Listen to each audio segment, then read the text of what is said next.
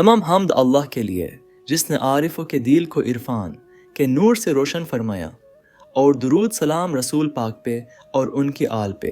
حضرت جریج اور ان کی ماں کی آزمائش، یہ واقعہ فضائل اعمال میں بیان کیا گیا ہے اور صحیح احادیث میں بھی موجود ہے۔ یہ ہمیں ماں کی دعا اور بد دعا کی طاقت، عبادت میں توازن اور اللہ کی مدد کا ایک حیرت انگیز سبق دیتا ہے۔ واقعہ کا خلاصہ: حضرت جریج ایک نہایت عبادت گزار شخص تھے جو ہر وقت اللہ کی عبادت میں مصروف رہتے تھے۔ انہوں نے اپنے لیے ایک عبادت گاہ صومعہ بنائی تھی جہاں وہ دن رات نماز اور ذکر و اذکار کرتے تھے۔ ماں کی پکار اور آزمائش: ایک دن ان کی ماں ان کے پاس آئیں اور انہیں آواز دی، جریج میرے بیٹے، میں تم سے بات کرنا چاہتی ہوں۔ اس وقت حضرت جریج نماز میں مشغول تھے۔ انہیں سوچنا پڑا، کیا میں نماز جاری رکھوں یا ماں کی بات سنوں؟ انہوں نے دل میں کہا کہ میں عبادت میں ہوں، یہ زیادہ اہم ہے۔ وہ ماں کی آواز پر توجہ نہ دے سکے۔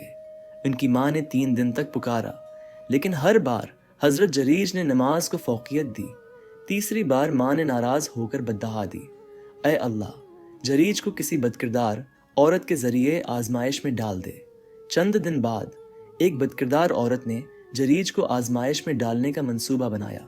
وہ ان کے پاس آئی، مگر جب اس نے دیکھا کہ وہ کسی کی طرف متوجہ نہیں ہوتے تو اس نے ایک چرواہے کے ساتھ ناجائز تعلقات قائم کیے اور ایک بچہ پیدا کیا۔